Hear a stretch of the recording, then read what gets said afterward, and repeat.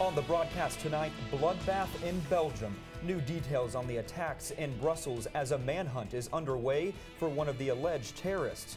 Plus, what the U.S. is doing to keep Americans safe. A Syracuse University graduate program has been voted #1 in the nation for the 8th year in a row. And which former GOP rival is endorsing Ted Cruz? We'll tell you. Citrus TV News starts right now.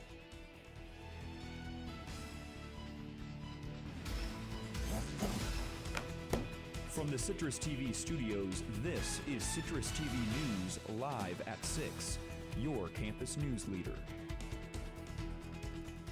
Good evening and thank you for joining into Citrus TV News. I'm Max Darrow. And I'm Hunter Sines. Syracuse University announced their commencement speaker today. That's our top story.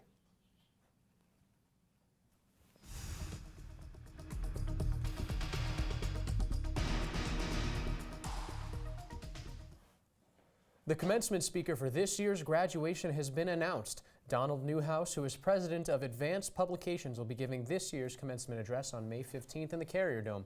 He will also be awarded an honorary degree. Donald Newhouse said he's looking forward to sharing life lessons from his own personal challenges.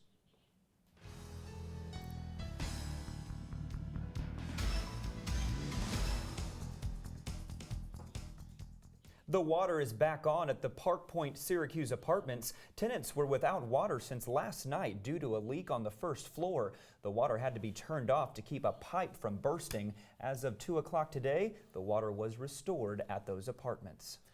U.S. News & World Report is ranking the Maxwell School of Citizenship and Public Affairs the top graduate school for public affairs for the 8th time in a row. Maxwell has been named #1 since the category was created in 1995. The rankings are based on a survey of deans, directors, and department chairs of public affairs nationwide.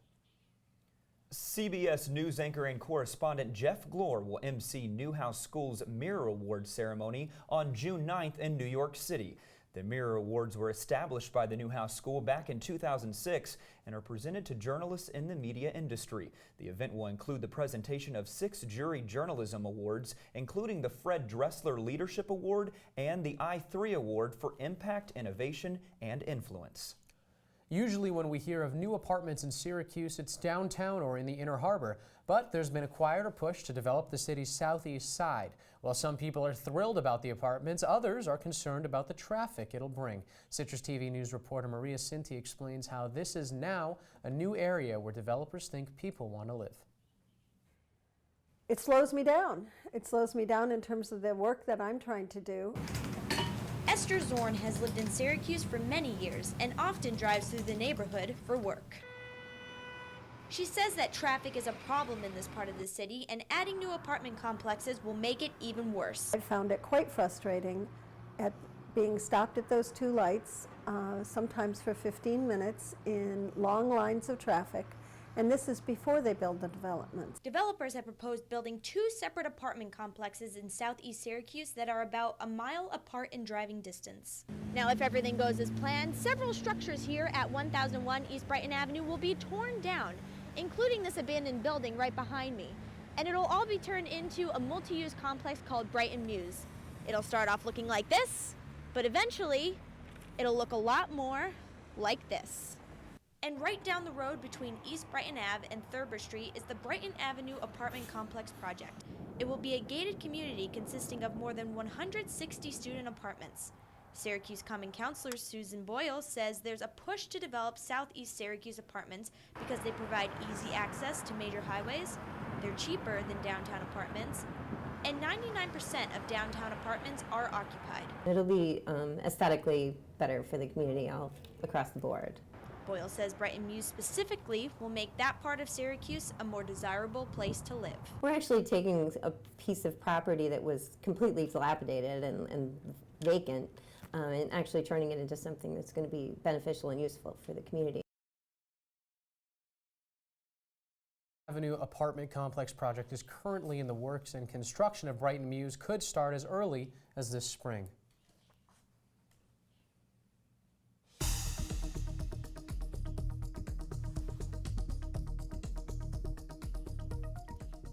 The Syracuse man accused of murdering his 21-month-old daughter was indicted today. Maddox Lawrence's body was found in Onondaga Creek last month. Ryan Lawrence is charged with first and second-degree murder. Yesterday, we brought you the news that Senator John DeFrancisco is proposing Maddox's law that will charge anyone who kills a child with first-degree murder. The Vans Warped Tour will make a stop in Syracuse this summer at the Lakeview Amphitheater. Several bands will perform throughout the day, including headliners A Newfound Glory and Less Than Jake. Tickets are currently on sale for the show on July 7th. And when we return, we have more information on the terror attacks in Brussels. And Belgium authorities on the lookout for an alleged missing terrorist. More when we return. Rebecca? It was dreary skies and rainy weather in Syracuse today. It's currently 39 degrees, but sunshine and warmer temperatures are coming our way. Find out when in my full weather forecast by staying tuned to Citrus TV News. I'm Jay Billis of ESPN. You're watching Citrus TV, so don't change the channel.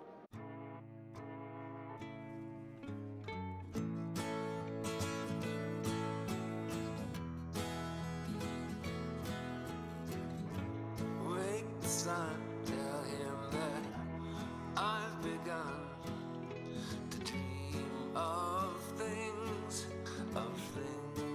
to come, and tell the trees not to look for me. I'm going to find some peace of mind. Wake the sun. Wake the sun, wake the sun, wake the sun.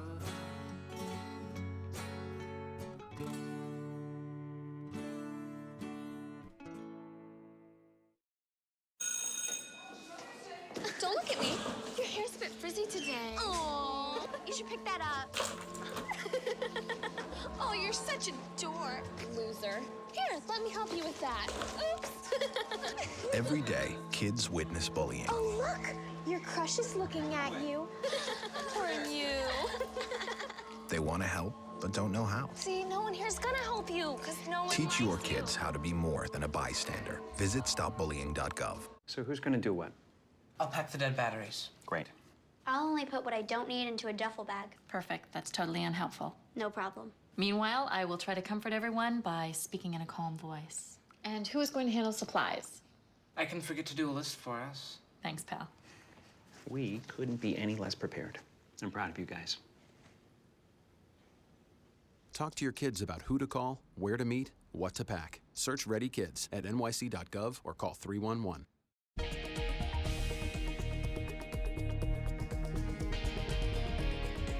New York's assembly voted yesterday to legalize mixed martial arts. New York is the last state to prohibit the sport. The state Senate has already passed the measure, and Governor Andrew Cuomo supports legalizing the sport, which combines kickboxing, wrestling, and judo. Critics, however, say MMA is too violent, children imitate it, and it inspires domestic violence as well as is prone to causing head injuries. And the foster family of a 6-year-old part Native American girl filed an appeal yesterday after she was taken from them because of her heritage. Last Friday, a California court ruled that she would be placed with relatives in Utah, according to a law that seeks to keep Native American children with their tribes. The family has been fighting for years to gain custody of their foster child, Lexi. And an American husband and wife are still missing after the deadly Brussels blast. The couple was dropping off the wife's mother at the Belgian capital airport when 2 blasts went off, killing 11 people. According to the family, the mother is fine, but nobody has been able to contact the couple, who moved to Brussels just 2 years ago. The State Department says they are not on any casualty list. 3 Mormon missionaries from Utah were injured in yesterday's terrorist attacks. Unfortunately, one of them has been through an act of terrorism before. 19-year-old Mason Wells was standing near the finish line 3 years ago during the Boston Marathon bombing and was also in Paris during those terrorist attacks in November. Wells's family says he's been treated for burns and shrapnel injuries, but is expected to be okay. And U.S. cities are on high alert today. The FBI stepping up surveillance of potential terrorist suspects in the U.S. who could try to carry out copycat attacks. The FBI says there have been no credible threats so far, but the agency is doubling up on its efforts by looking closely at open investigations. Airports across the nation have also stepped up security, according to the TSA. And the State Department is warning U.S. citizens about the potential risk of traveling to and from Europe. The department says terrorist groups continue to plan near-term attacks targeting sporting events, tourist sites, restaurants, and transportation centers. It urges U.S. citizens to be vigilant in both public places and private areas, avoid crowded areas, and be cautious during religious holidays and large events. What we issued last night here from Washington is something called a travel alert. And frankly, it's just looking at the prospect that there could be additional attacks, terrorist attacks in Europe moving forward. It's out of an abundance of caution that we do this in order that Americans traveling abroad, traveling to Europe and elsewhere, have the latest information.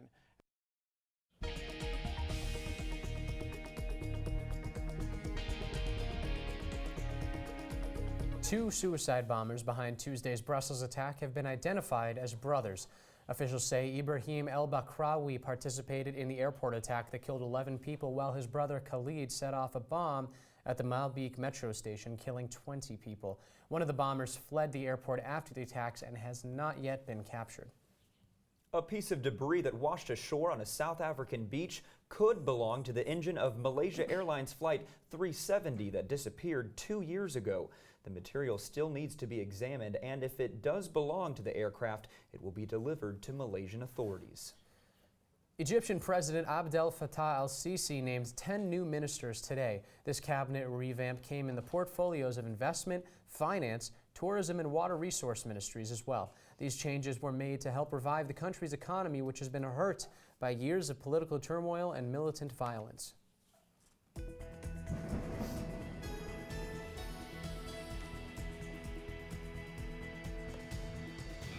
It's the first week of spring, and spring showers have already begun. When can we expect a break from the rain, Hunter? Well, you might not have the answer, but weather reporter Rebecca Castor is in for Nick Ross and has your full weather forecast. Rebecca? Thanks, Max and Hunter. Clouds and rain were in the forecast for today, and that is due to the stationary front that is affecting all the way from the Midwest to the Northeast. And taking a look at our Doppler radar, we see we have quite a bit of rain coming our way. We have high rain chances until tomorrow afternoon, and even more rain is expected to come in on Friday.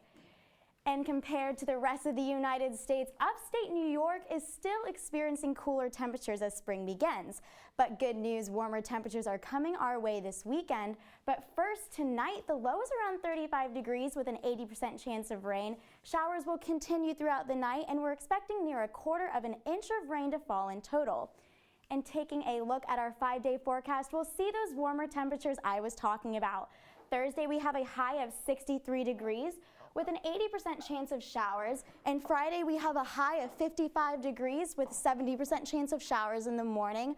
Saturday, sunshine is coming our way with a high of 51, and Sunday we have a high of 66 with partly cloudy skies, and Monday temperatures will go back down again with a high of 49 and a chance of rain. All right, so Rebecca, we have all this rain that we've been going through, but will temperatures be cold enough to make any snow out of it? This week, we're not going to see temperatures drop low enough for snow, but going into next week, temperatures are going to drop again. So we may see some flurries overnight in the beginning of next week. So Easter Sunday is coming up, and I know a lot of students are headed home and around the state. What can we expect for weather on Sunday? The weather's looking pretty good on Sunday morning, which is great for students who are heading to services. It's going to be partly cloudy skies with some sunshine.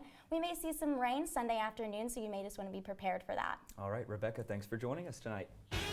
And coming up, in another attempt to stop Donald Trump, Jeb Bush announces his endorsement of Ted Cruz. And how you can save the world by eating your vegetables when we return.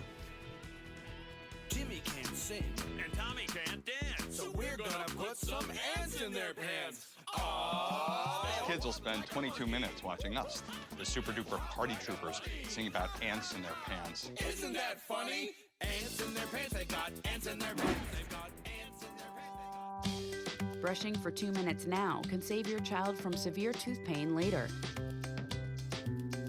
2 minutes, twice a day. They have the time.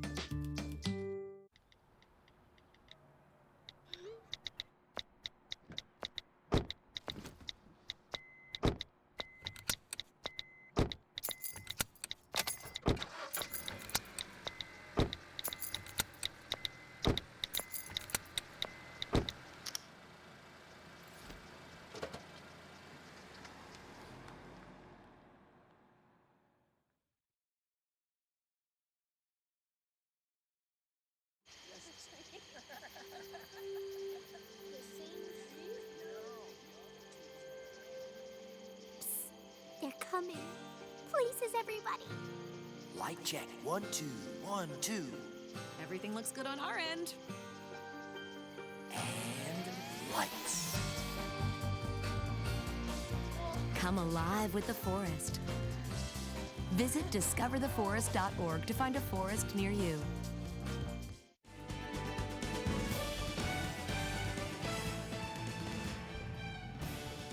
Former Republican presidential candidate Jeb Bush endorsed Ted Cruz today, saying there was a need to overcome divisiveness and vulgarity in the election.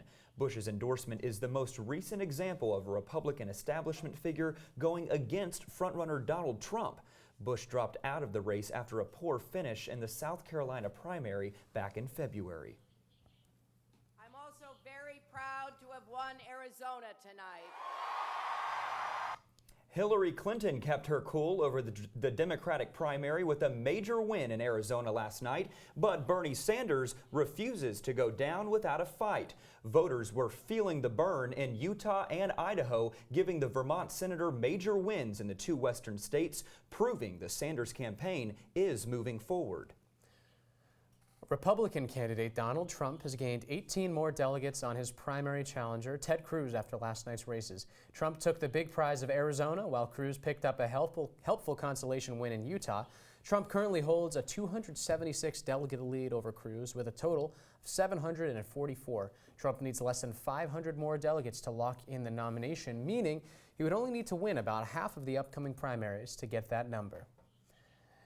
And until her endorsement of Donald Trump, former Governor Sarah Palin is eyeing her own reality TV show, a courtroom show. Palin has already signed on for a pilot and hopes the show will air 5 days a week in 2017. While she has absolutely no legal experience, a spokesperson maintains Palin's opinionated personality is just perfect for the role. Palin made a splash in the news recently when she endorsed presidential candidate Donald Trump.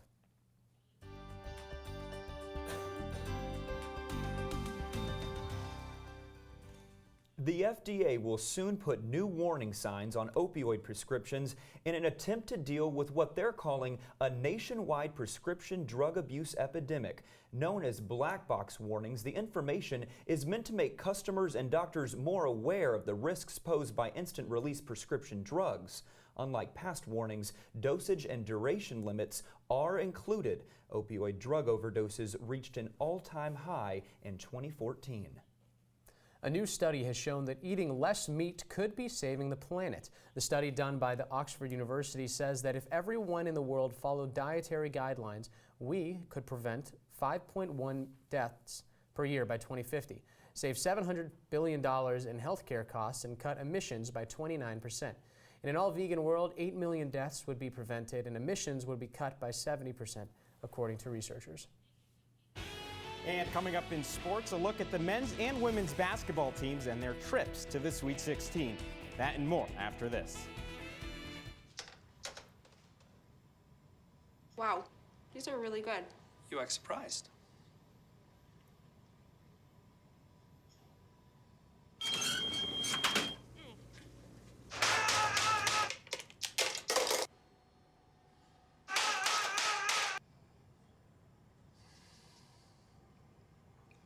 Practice makes perfect. You don't have to be perfect to be a perfect parent. There are thousands of teens in foster care who don't need perfection. They need you. Here's your check.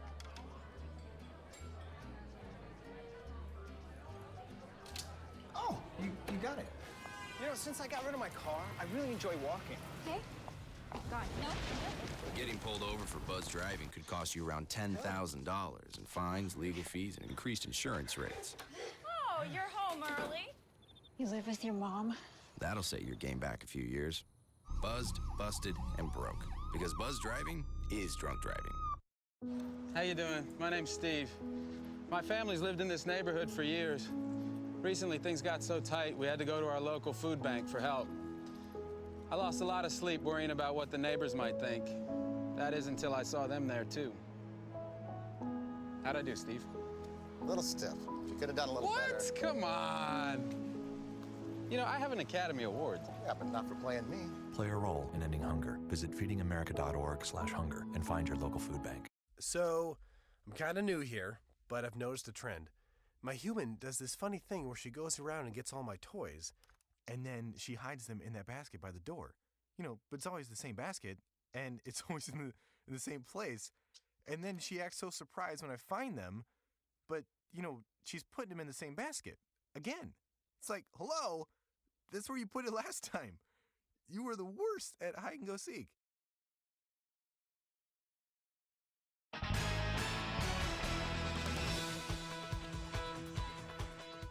We're just 2 days away from Syracuse's Sweet 16 showdown with Gonzaga.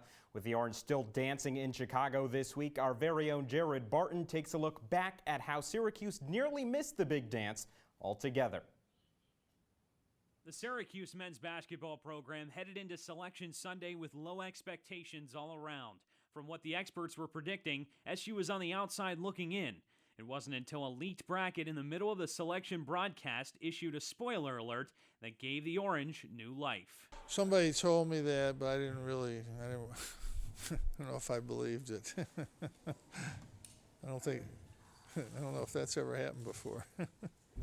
I didn't see the league bracket, so I was kind of stressing a little bit, just watching the TV and seeing the last selection be us. It was a great feeling. I saw it, yes. So I saw it when they got done one of the first regions, and I was following it, and then I was looking at it, and I was like, is this real? Is this fake? But I mean, I guess that's just today's world. So the stage was set as Syracuse entered the tournament as a 10 seed in St. Louis. Boeheim and company breezed through the weekend, taking down 7th-seeded Dayton 70-51 and 15-seeded Middle Tennessee State 75-50. Now it's off to the Sweet 16. It's great to be here. You know, we felt like we had a lot of people that doubted us. I'm sure a lot of people still do, but we're not really too concerned about that. We just try and go out, play our game. Like I said before, you know, we're confident in ourselves and our ability, so we know that we can go out and beat any team on any given night, and we're just confident in our ability, so it's obviously a great feeling to be here. Syracuse takes on 11th-seeded Gonzaga on Friday night from the United Center in Chicago. Tip-off is slated for 9:40. I'm Jared Barton, Citrus TV. And Citrus TV's Gabriella Rusk will be in Chicago with the Orange. Be sure to tune in for live reports from the Windy City tomorrow and Friday right here on Citrus TV News. This week is twice as sweet for Syracuse fans. The SU women's basketball team is in Sioux Falls for its Sweet 16 matchup with 1-seed South Carolina on Friday. This is the furthest the Cuse has ever made it in March, but Coach Q and Alexis Peterson want even more. For us, it's the next step of being closer to winning a national championship. You know, we fight hard, and our kids, you know, give everything they have every day. We've worked extremely, extremely hard to get to this point. And, you know, the last couple years, you know, we've come up short. So to get over this hump is, you know, is big for us and it's big for our team. We're just 12 days away from the start of the baseball season, but big news out of the MLB today as Alex Rodriguez announced that he'll retire when his contract is up after the 2017 season. The slugger is currently just 13 home runs away from 700. A-Rod will be 42 when he retires. The annual NFL owners meetings wrapped up this morning by approving some rule changes for the upcoming season. The first of two big rule changes moves touchbacks up to the 25-yard line rather than the 20. The change comes as a result of an uptick in injuries on the play in 2015. The other big change is that players are now subject to an automatic ejection if they commit to unsportsmanlike conduct penalties. You also see that the field goal distance for the extra point will remain the same. Today marks Syracuse softball's home opener in Game 1 of a doubleheader against Niagara. The Orange scored a 7-1 win, pushing its record to 13-14.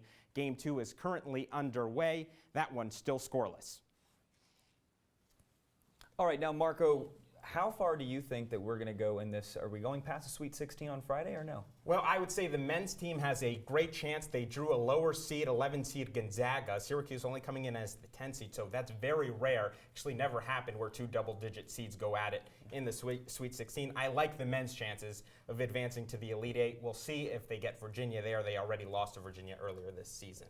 So how about the ACC's showing in the Sweet 16? They've been phenomenal. A record 6 teams in the Sweet 16, and I don't want to disappoint people just yet, but I would say that UNC is my pick to go all the way, not Syracuse. I think Syracuse is eventually going to fall. A 10 seed, you couldn't really expect them to make this far of a run in the first place. And turning over to the women's basketball team, they play South Carolina.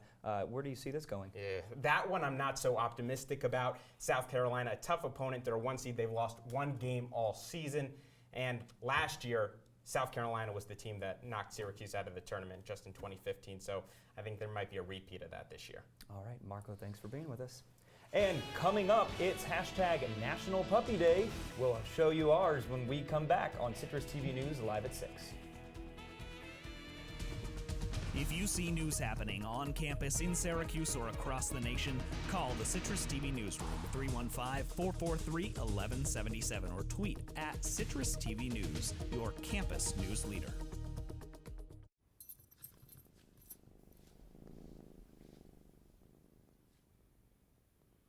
There's a shelter pet who wants to meet you. Meet one today.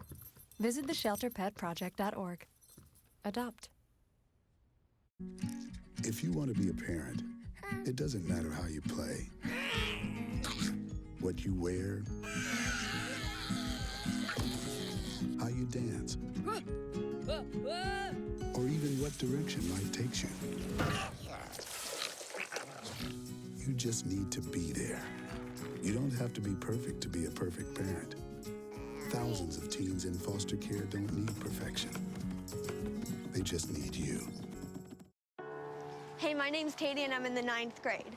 I'm an A average student and I'm an athlete working towards a scholarship. And everybody tells me how much potential I have. But I just wish someone would tell me where my next meal is coming from. Katie, how'd I do? Do you have to be so serious? Well, I mean, I did like a crazy dance in a movie if you want me to like, you know, do a little, no. Play a role in ending hunger. Visit feedingamerica.org/hunger and find your local food bank.